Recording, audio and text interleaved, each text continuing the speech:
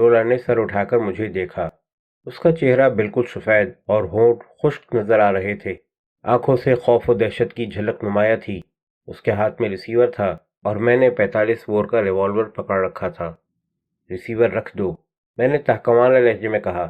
اس نے میرے ہاتھ میں دبے ہوئے ریوالور کی طرف دیکھا اور جلدی سے ریسیور رکھ دیا۔ غالباً اس نے یہی سوچا ہوگا کہ میں اسے قتل کرنے کا ارادہ رکھتا ہوں۔ اپنے بیڈ روم میں چلو، ہمیں کچھ ضروری باتیں کرنی ہیں، میں نے پھر کہا۔ وہ کانپتے قدموں سے اپنے بیڈ روم کی طرف چلی۔ میں اس کے پیچھے تھا۔ کیا تم پولیس کو فون کر رہی تھی؟ میں نے بیڈ روم کا دروازہ بند کر کے اس سے اپنی پشت لگاتے ہوئے پوچھا۔ وہ بے جان سی بستر پر بیٹھ گئی، مگر کوئی جواب دینے کے بجائے بس مجھے گھور کر دیکھتی رہی۔ تم نے سوچا ہوگا کہ جینسن کے قتل کا الزام تم مجھ پر بآسانی لگا سکتی ہو، میں نے اپنی گفتگو جاری رکھی، مگر یہ سوچنا تمہاری بے وقوفی کی دلیل ہے۔ اگر تمہیں جینسن کی دولت درکار ہے تو اس خیال کو ذہن سے نکالنا ہوگا۔ پولیس نے مجھے گرفتار کیا تو میں اسے بتا دوں گا کہ جینسن نے اس رقم پر کبھی کوئی انکم ٹیکس ادا نہیں کیا۔ نتیجے میں جس وقت انکم ٹیکس والے اپنے حساب کتاب سے فارغ ہوں گے تو تمہارے لیے شاید ہی کچھ باقی رہے۔ اس لیے اگر تمہیں اس دولت کی ضرورت ہے تو ذرا سوچ سمجھ کر کام کرنا۔ لولا کے تاثرات تبدیل ہونے لگے۔ میں نے جان لیا کہ جو کچھ میں نے کہا تھا وہ بیکار نہیں گیا۔ ظاہر ہے کہ میں 24 گھنٹے تمہاری نگرانی نہیں کر سکتا۔ اگر تم پولیس کو رپورٹ کرنا ہی چاہتی ہو تو کسی بھی وقت کر سکتی ہو، لیکن میں تمہیں خبردار کر رہا ہوں کہ تم نے پولیس میں اطلاع دی تو سمجھ لو کہ جینسن کی دولت تمہارے ہاتھ سے گئی۔ لیکن اگر تم نے موقع شناسی سے کام لیا تو ہم دونوں اس پریشانی سے بچ سکتے ہیں۔ ہمیں صرف اتنا کرنا ہوگا کہ جینسن کی لاش دفن کر دیں اور کوئی ایسی کہانی سوچ لیں جس سے اس کی غیر موجودگی مشکوک نہ سمجھی جائے، اور پھر اس کے بعد جب ہم دیکھیں گے کہ حالات معمول پر آ گئے ہیں تو پھر میں سیف کھول کر تمہیں وہ ساری دولت دے دوں گا اور خود کہیں چلا جاؤں گا۔ یہ ایک حادثہ تھا، میں نے جان بوجھ کر ریوالور نہیں چلایا تھا۔ لولا نے پہلی مرتبہ زبان کھولی۔ لیکن تم نے لاش چھپا دی اور پھر کبھی یہ بات کھلی تو یہی سمجھا جائے گا کہ یہ قتل کی واردات ہے۔ میں نے اطمینان کا سانس لیا۔ کم سے کم وہ اس مسئلے پر گفتگو کی ضرورت تو محسوس کرنے لگی تھی۔ کیا تم ثابت کر سکتی ہو کہ یہ ایک اتفاقی امر تھا؟ میں نے جواب دیا۔ اگر تم اس وقت اکیلی ہوتی تب شاید لوگ تمہاری بات کا یقین کر لیتے، لیکن جبکہ میں یہاں موجود تھا تم اسے حادثہ ثابت نہیں کر سکتی۔ اب فیصلہ تمہارے اختیار میں ہے۔ اگر دولت کی ضرورت نہیں ہے تو پولیس کو فون کر کے مجھے گرفتار کرا دو، میں تمہیں نہیں روکوں گا، لیکن اگر دولت چاہتی ہو تو پھر ہم جتنی جلدی اسے دفن کر دیں اتنا بہتر ہے۔ وہ بڑی دیر تک کوئی جواب دیے بغیر مجھے گھورتی رہی، مگر مجھے اس کی خاموشی کے باوجود یقین ہوتا جا رہا تھا کہ اب وہ پولیس کو فون نہیں کرے گی۔ پھر بھی میں تیار تھا کہ اگر وہ ایسی کوئی کوشش کرے تو اسے وقت پر روک سکوں۔ تم مجھے وہ رقم ابھی دے دو، آخر اس نے کہا۔ میں یہاں سے چلی جاؤں گی اور وعدہ کرتی ہوں کہ کبھی کسی سے کچھ نہیں کہوں گی۔ نہیں، میں نے حتمی لہجے میں کہا۔ رقم تمہیں صرف اس وقت ملے گی جب میں اطمینان کر لوں گا کہ اب اس کا تمہارے ہاتھ میں رہنا خطرناک نہیں ہے۔ اگر تم انتظار نہیں کر سکتی تو بے شک پولیس کو فون کر دو۔ اب لولا اچھی طرح محسوس کرنے لگی تھی کہ وہ کس الجھن میں پڑ گئی ہے۔ اس کا احساس اس کے چہرے پر غصہ اور نفرت کے تاثرات میں ظاہر ہونے لگا تھا۔ نکل جاؤ یہاں سے، اس نے چیخ کر کہا، گیٹ آؤٹ، اور پھر خود اوندھے منہ بستر پر گر کر سسکیاں لینے لگی۔ اس وقت میں نے سمجھ لیا کہ یہ پہلا راؤنڈ میں جیت چکا ہوں اور میں کمرے سے باہر چلا گیا۔ میں نے اسے پرسکون ہونے کے لیے تھوڑا وقت دینا مناسب سمجھا۔ اس کے بعد ہی وہ جینسن کو دفن کرنے میں میری مدد کر سکتی تھی۔ میں لنچ روم میں چلا گیا اور کچھ نہ کچھ کرنے کے خیال سے کچن کی صفائی کرنے لگا۔ میں کوشش کر رہا تھا کہ اس درمیان میں میرے خیالات جینسن کی لاش یا موجودہ حالات سے دور رہیں۔ 11:30 بجے سے 1 بجے تک 5 ٹرک آئے اور چلے گئے۔ 1 بجے کے بعد جب لوگوں کی آمد رک گئی تو میں لولا کے بیڈ روم کی طرف چلا، مگر پتہ چلا کہ اس نے دروازہ اندر سے بند کر لیا ہے۔ میں نے اسے دروازہ کھولنے اور اپنی مدد کرنے کے لیے کہا، مگر وہ کسی طرح آمادہ نہ ہوئی۔ میں نے اس کی ہسٹریائی کیفیت کو محسوس کر کے اسے اس کے حال پر چھوڑ دیا۔ اب مجھے خود ہی لاش کو ٹھکانے لگانا تھا۔ میں نے سوچا کہ اسے کہاں دفن کیا جا سکتا ہے۔ پہلے خیال آیا کہ کہیں ریگستان میں لے جا کر دبا دوں، مگر اس میں یہ خطرہ تھا کہ رات ہونے کے باوجود کسی بھی وقت کوئی اچانک نمودار ہو سکتا تھا اور مجھے لاش دباتے ہوئے دیکھ سکتا تھا۔ آخر کار میں اس نتیجے پر پہنچا کہ جس شیڈ میں مرمت کا کام کیا جاتا ہے وہاں دفن کرنا مناسب رہے گا، خاص طور پر اس لیے کہ اس کا فرش کچی مٹی کا تھا اور آسانی سے گڑھا کھودا جا سکتا تھا۔ میں نے ایک کدال اور ایک پھاوڑا لیا اور شیڈ کے کونے میں زمین کھودنے لگا۔ بڑی محنت کے بعد آخر کار میں ایک 4 فٹ گہرا گڑھا کھودنے میں کامیاب ہو گیا۔ گڑھے سے نکل کر میں نے اپنے کیبن میں جا کر غسل کیا اور ایک صاف اوور آل پہنتے ہوئے سٹنگ روم میں داخل ہوا۔ جینسن کی لاش اسی جگہ پڑی تھی۔ خون زیادہ نہیں نکلا تھا، مگر پھر بھی قالین پر ایک بڑا دھبا پڑ چکا تھا۔ میں نے لاش کو چھوا، وہ ابھی سے اکڑنے لگی تھی۔ تھوڑی دیر کے بعد وہ اتنا اکڑ جاتی کہ شاید اس کے بھاری بھرکم جسم کو تنہا سنبھالنا میرے لیے ممکن نہ رہتا۔ میں نے اسے اٹھانے کی کوشش کی، لیکن اس کا بوجھ اتنا زیادہ تھا کہ میں اسے اٹھا کر نہیں لے جا سکتا تھا۔ میں شیڈ میں واپس گیا اور وہاں سے ایک ٹرالی لے کر آیا۔ جینسن کی لاش کو اس ٹرالی پر ڈالا اور بنگلے کے بیرونی دروازے کی طرف لے کر چلا۔ ابھی میں دروازے سے کچھ دور ہی تھا کہ ہال میں رکھے ہوئے فون کی گھنٹی بجنے لگی۔ میں کچھ ہچکچایا، مگر پھر ٹرالی کو وہیں روکتے ہوئے میں نے ریسیور اٹھا لیا۔ ہیلو، میں نے کہا۔ میں سوچ رہا تھا کہ اس وقت فون کرنے والا آخر کون ہو سکتا ہے۔ کیا تم ہو جینسن؟ ایک بھاری آواز نے پوچھا۔ نہیں، میں نے جواب دیا۔ کون بات کر رہا ہے؟ مجھے جینسن سے بات کرنی ہے۔ میرا نام ہالیش ہے۔ میں نے ٹرالی پر پڑی ہوئی جینسن کی لاش کی طرف دیکھا۔ مسٹر جینسن سو رہے ہیں، میں انہیں بیدار نہیں کر سکتا، میں نے کہا۔ تم اسے میرا نام بتاؤ، وہ ضرور آ جائے گا، ہالیش نے اصرار کیا۔ میں اس سے صدر کی تجہیز و تکفین کے بارے میں مشورہ کرنا چاہتا ہوں۔ جب وہ صبح کو اٹھیں گے تو بتا دوں گا، میں نے کہا۔ وہ خود تمہیں فون کر لیں گے، ابھی میں انہیں نہیں اٹھا سکتا۔ تم کون ہو؟ ہالیش چیخا۔ میں جو کہتا ہوں وہ کرو۔ میں نے ایک گہری سانس لی۔ اس کی پرواہ مت کرو کہ میں کون ہوں، میں نے تیز لہجے میں جواب دیا۔ تم ہو یا کوئی اور لارڈ صاحب کا بچہ، میں اس وقت کسی کے لیے مسٹر جینسن کی نیند خراب نہیں کر سکتا۔ وہ اپنے بیڈ روم میں اپنی بیوی کے ساتھ آرام کر رہے ہیں۔ کیا تم یہ سمجھتے ہو کہ میں تمہارے کہنے سے صرف اس لیے ان کے کمرے میں گھس جاؤں کہ تجہیز و تکفین کے انتظامات کیسے اور کیا ہونے چاہیے؟ تم کل صبح فون کرنا، اس وقت کچھ نہیں ہو سکتا۔ اور یہ کہتے ہوئے میں نے ریسیور کریڈل پر پٹک دیا۔ کئی لمحے فون کے پاس کھڑا رہا کہ شاید وہ دوبارہ فون کرے، مگر اس نے نہیں کیا۔ میں نے ایک مرتبہ پھر بیرونی دروازے سے باہر جھانک کر دیکھا۔ ہر طرف سناٹا چھایا ہوا تھا۔ میں واپس ٹرالی کے پاس آیا اور اسے دھکیلتا ہوا شیڈ کی طرف لے چلا۔ جینسن کی لاش کو اپنی کھودی ہوئی قبر میں ڈالا اور پھر اس کے اوپر مٹی ڈال دی۔ تقریباً 1 گھنٹہ میں قبر کو مٹی سے بھرنے اور زمین کو ہموار کرنے میں لگا رہا۔ یہ ایک شریف آدمی کو، جیسا کہ جینسن تھا، دفن کرنے کا بڑا غلط طریقہ تھا، مگر میں مجبور تھا۔ اس کے علاوہ میرے پاس کوئی چارہ کار نہیں تھا۔ زمین کو برابر کرنے کے بعد میں نے اس کے اوپر کام کرنے کی ایک بھاری سی میز رکھ دی۔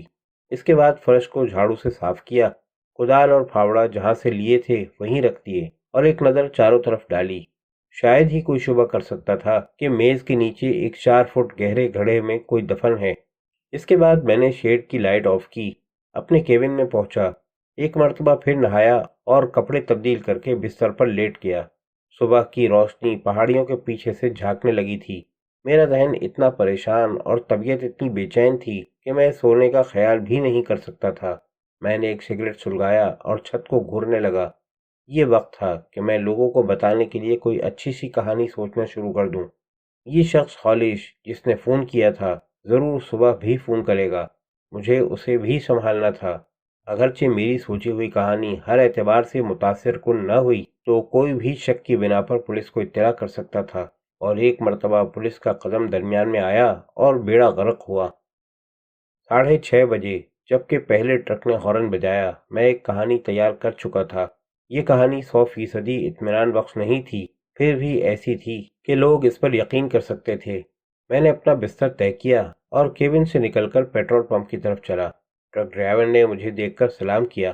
وہ ایک عمر رسیدہ آدمی تھا اور اس کا چہرہ بتا رہا تھا کہ وہ تمام رات ٹرک چلاتا رہا ہے۔ تھوڑی کافی مل جائے گی؟ اس نے پوچھا۔ ضرور مل جائے گی، میں نے جواب دیا۔ 5 منٹ انتظار کرو، ابھی تیار کرتا ہوں۔ میں نے پہلے ٹرک میں پیٹرول ڈالا، پھر لنچ روم میں جا کر کافی تیار کرنے لگا۔ ڈرائیور بھی اندر آ کر ایک اسٹول پر بیٹھ گیا۔ میں نے کافی بنا کر پیالی اس کے سامنے رکھ دی۔ کچھ کھانے کو پوچھا۔ اس نے انڈے اور ٹوسٹ کا آرڈر دیا۔ میں نے دونوں چیزیں لا کر اسے دے دیں۔ مسٹر جینسن کہاں ہیں؟ ڈرائیور نے پوچھا، اور یہ وہ سوال تھا جو اب آئندہ کئی ماہ تک برابر پوچھا جانے والا تھا۔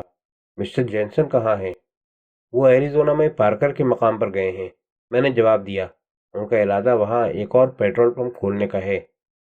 یہ میری کہانی تھی اور مجھے اس کی جتنی بار ریہرسل ہو جائے اتنا ہی اچھا ہے۔ میں نے دیکھا کہ ڈرائیور کی آنکھوں میں دلچسپی کے تاثرات ظاہر ہوئے۔ واقعی؟ اس نے پوچھا۔ کوئی شک نہیں کہ مسٹر جینسن بہت ہوشیار بزنس مین ہیں۔ میں گزشتہ 15 سال سے ادھر سے گزرتا رہا ہوں۔ میں نے اس جگہ کو اپنی آنکھوں سے ترقی کرتے دیکھا ہے۔ میں پہلے ہی سوچ رہا تھا کہ ان قریب یا تو وہ یہ کاروبار چھوڑ کر آرام کریں گے یا پھر اسے اور ترقی دیں گے۔ تو وہ ایریزونا گئے ہیں؟ وہ تو یہاں سے بہت دور ہے۔ ہاں دور تو ہے، مگر پھر یہاں کا کیا ہوگا؟ ڈرائیور نے پوچھا۔ اس کا انتظام تم چلاؤ گے؟ میں مسز جینسن کی مدد کرتا رہوں گا، میں نے جواب دیا۔ ڈرائیور نے چونک کر میری طرف دیکھا۔ تو کیا مسز جینسن ساتھ نہیں گئی ہیں؟ اس نے پوچھا۔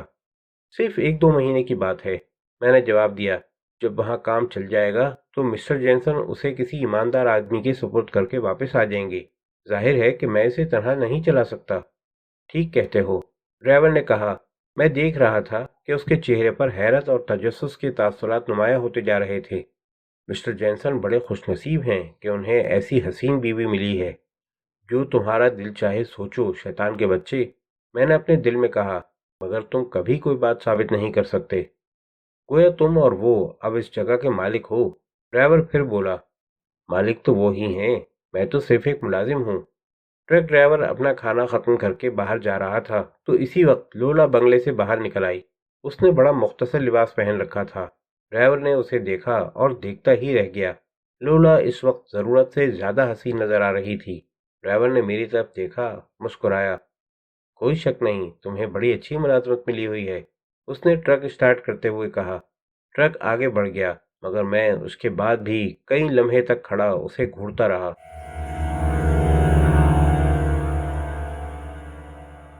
لولا کچن میں کام کر رہی تھی۔ میری آہٹ سن کر اس نے گھوم کر مجھے دیکھا۔ اس کا چہرہ زرد اور آنکھوں کے نیچے سیاہ حلقے نمایاں ہونے لگے تھے۔ وہ بھی میری طرح گزشتہ رات نہیں سو سکی تھی۔ مجھے اس وقت غصہ آ رہا تھا کہ وہ بغیر سوچے سمجھے اس لباس میں باہر چلی آئی۔ کیا تمہیں اپنے جسم کی نمائش کا اتنا ہی شوق ہے؟ میں نے پوچھا۔ اس نے چونک کر میری طرف دیکھا۔ کیا مطلب؟ ذرا اپنی عقل بھی استعمال کر لیا کرو، میں بولا۔ جب لوگوں کو معلوم ہوگا کہ ہم یہاں تنہا رہتے ہیں اور وہ تمہیں ایسا عریاں لباس پہنے دیکھیں گے تو کیا سوچیں گے؟ لولا نے کچن کی الماری سے اوور آل نکال کر پہن لیا۔ تم نے اس کا کیا کیا؟ اس نے پوچھا۔ میں نے اسے دفن کر دیا ہے، میں نے جواب دیا۔ اور اب آئندہ کے لیے یہ سمجھ لو کہ جب تک ہم دونوں اس جگہ موجود ہیں تم اپنے کام سے کام رکھو گی اور میں اپنا کام کرتا رہوں گا۔ جب میں دیکھوں گا کہ اب ہم کہیں اور جا سکتے ہیں تو میں چلا جاؤں گا، اور جب میں جاؤں گا تو تمہیں رقم مل جائے گی۔ کتنا انتظار کرنا پڑے گا؟ یہ ابھی نہیں کہا جا سکتا، لیکن جب تک حالات معمول پر نہ آ جائیں ہم یہاں سے نہیں جا سکتے۔ کورل کے بہت سے دوست ہیں، وہ معلوم کرنا چاہیں گے کہ وہ کہاں ہے۔ میں نے اس کا جواب سوچ لیا ہے۔ میں نے اسے بتایا، تم ہر سوال کرنے والے کو بتاؤ گی کہ جینسن ایریزونا گیا ہوا ہے تاکہ ایک دوسرے پیٹرول پمپ کھولنے کے امکانات کا جائزہ لے سکے، اور یہ کہ 2 ماہ سے پہلے اس کی واپسی متوقع نہیں ہے۔ اس کی عدم موجودگی میں اس جگہ کا انتظام تم کر رہی ہو اور میں تمہاری مدد کر رہا ہوں۔ پھر کیا ہوگا؟ 2 ماہ کے بعد تمہیں جینسن کی طرف سے ایک خط ملے گا جس میں وہ تمہیں بتائے گا کہ اس نے ایک اور عورت سے شادی کر لی ہے اور اب واپس آنے کا کوئی ارادہ نہیں رکھتا۔ لوگ اس پر فوراً یقین کر لیں گے کیونکہ وہ ایسی خبریں سننے اور ان پر یقین کرنے کے لیے تیار رہتے ہیں۔ تم یہ بھی بتاؤ گی کہ جینسن نے دوسری شادی کے سلسلے میں یہ جگہ تمہیں دے دی ہے، تم اسے چلاتی رہو گی۔ پھر جب ہم یہ دیکھیں گے کہ لوگوں نے اس کہانی پر یقین کر لیا ہے اور کوئی شک و شبے والی بات باقی نہیں رہی ہے تو میں چلا جاؤں گا۔ میرے جانے کے بعد تم بھی اگر چاہو گی تو یہ جگہ فروخت کر کے جہاں دل چاہے جا سکو گی۔ میں تمہیں اس سے بہتر تجویز بتاتی ہوں، لولا نے جواب دیا۔ تم سیف کھول کر $30,000 لے لو جن کا کورل نے تم سے وعدہ بھی کیا تھا، اور باقی رقم تم مجھے دے دو۔ $30,000 لے کر تم کہیں بھی جا سکتے ہو۔ نہیں، میں اس کی دولت کو ہاتھ بھی نہیں لگانا چاہتا، میں نے کہا، اور کہیں جانے کے بجائے میں یہاں اپنے آپ کو زیادہ محفوظ خیال کرتا ہوں۔ لولا کے چہرے پر غصے کی سرخی نمودار ہوئی۔ وہ بگڑ کر کچھ کہنا چاہتی تھی کہ باہر کسی کار کے رکنے کی آواز آئی۔ میں جلدی سے لنچ روم میں آ گیا۔ ایک بھاری بھرکم آدمی اندر داخل ہو رہا تھا۔ اس کے غیر ملکی خد و خال دیکھ کر میں فوراً سمجھ گیا کہ یہ کون ہو سکتا ہے۔ یقیناً یہ وہی مسٹر ہالش تھا جس نے رات کو فون کیا تھا۔ جینسن کہاں ہے؟ اس نے مجھے گھورتے ہوئے پوچھا۔ میں نے اس کی آواز بھی پہچان لی۔ یہ وہ ہی تھا۔ وہ باہر گئے ہیں، میں نے جواب دیا۔ میں کوئی خدمت انجام دے سکتا ہوں؟ باہر؟ اس وقت؟ کہاں گئے ہیں؟ اس کی آواز سن کر لولا بھی کچن سے نکل آئی۔ اوہ، ہیلو مسٹر ہالش، اس نے مسکراتے ہوئے کہا۔ آج اس وقت کیسے آنا ہوا؟ مسٹر ہالش کے پھولے ہوئے چہرے کے تنے ہوئے اعصاب کچھ ڈھیلے پڑے۔ اس نے اپنا ہیٹ اتار لیا۔ گڈ مارننگ مسز جینسن، اس نے کہا۔ میں جینسن سے ویلاسی کی تجہیز و تکفین کے بارے میں مشورہ کرنے آیا تھا۔ میرا خیال ہے کہ کارل نے تمہیں بتا ہی دیا ہوگا کہ غریب ویلاسی ہارٹ اٹیک سے مر گیا۔ کالر اور میں اس کے بہترین دوست تھے، چنانچہ میں چاہتا ہوں کہ اس کی تدفین کا انتظام ہماری جانب سے کیا جائے، مگر یہ شخص کہتا ہے کہ کارل یہاں موجود نہیں ہے۔ میں نے لولا کی طرف دیکھا، وہ بالکل پرسکون نظر آ رہی تھی۔ ویلاسی کی موت کے ذکر پر اس کی مسکراہٹ ہلکی پڑ گئی اور چہرے پر غم کے تاثرات ابھرنے لگے۔ واقعی وہ بڑی بہترین اداکارہ تھی۔ درست ہے مسٹر ہالش، اس نے جواب دیا۔ ذرا پہلے آتے تو اس سے ملاقات ہو سکتی تھی۔ کارل ابھی ابھی ٹروپیکا گیا ہے۔ کیا سچ مچ؟ ہالش نے حیرت سے لولا کی طرف دیکھا۔ مگر اس کی کار تو شیڈ میں کھڑی ہے۔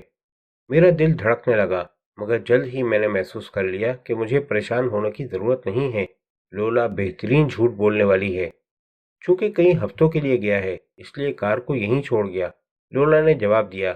ظاہر ہے کہ میں کار کے بغیر کیسے کام چلا سکتی تھی؟ میں دیکھ رہا تھا کہ ہالش نہ صرف حیرت میں ہے بلکہ کچھ الجھ بھی رہا ہے۔